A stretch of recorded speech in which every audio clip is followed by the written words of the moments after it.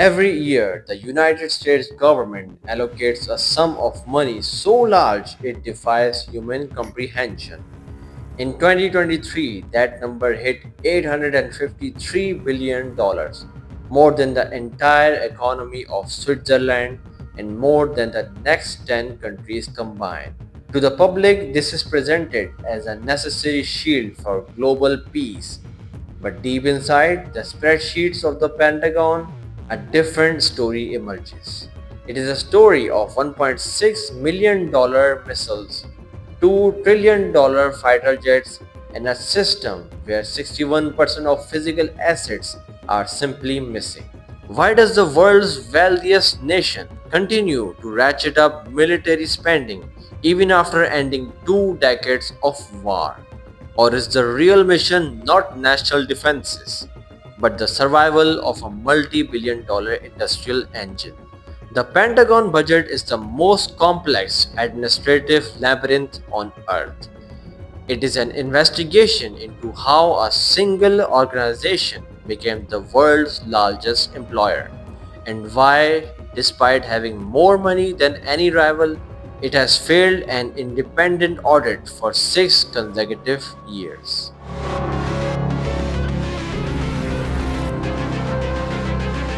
Most nations build military to protect their borders. The United States built one to manage the planet. With approximately 750 military bases scattered across 80 different countries, the US has essentially created a global police force that enforces the rules of a system it designed.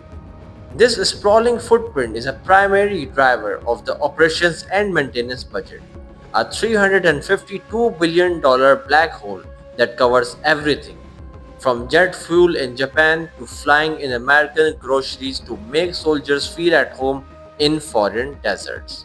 But this dominance comes with a technological trap. To maintain technological superiority, the Pentagon pours $140 billion a year into research and development. This includes classified projects like autonomous submarines, ship-based lasers, and robotic exoskeletons. While some of this technology eventually trickles down to civilians, giving us GPS and the internet, the vast majority is designed for a battlefield that never sleeps. The cost of being the global hegemon isn't about manpower. It's about the permanent need to stay one step ahead of the world that is constantly catching up.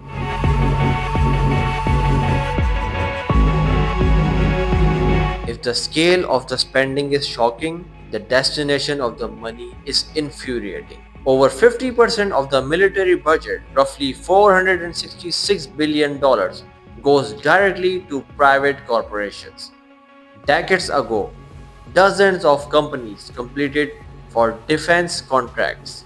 Today, through a series of massive mergers, that field has collapsed into just five aerospace giants: Lockheed Martin, Raytheon, General Dynamics, Boeing, and Northrop Grumman.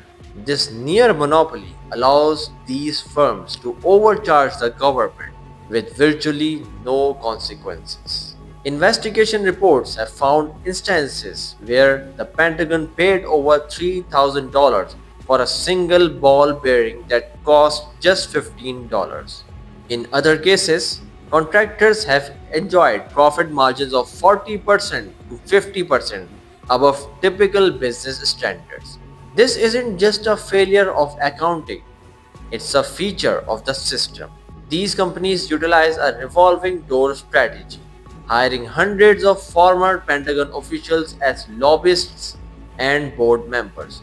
This ensures that the people deciding who gets the contracts are the same people who will eventually get paid when the company gets the money.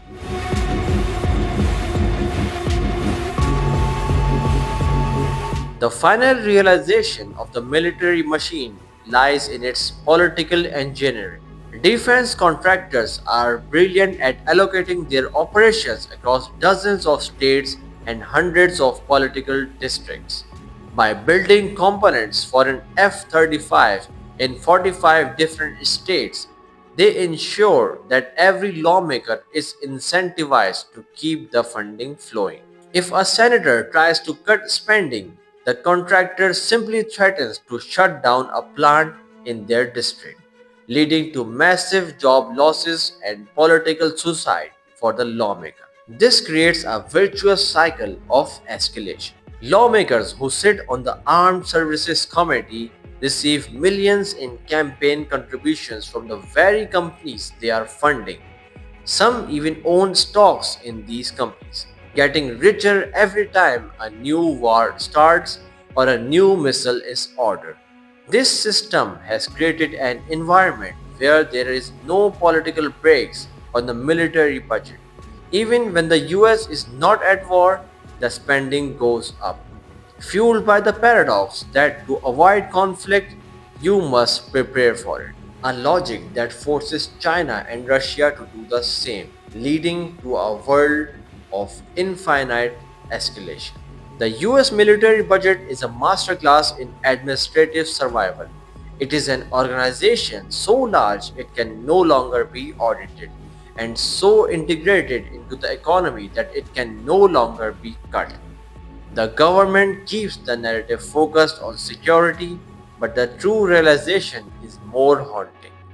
We are trapped in a system where war is business and peace is bad for the bottom line. If we are spending nearly $1 trillion in security, why does the world feel less safer than ever before? Let me know in the comments below.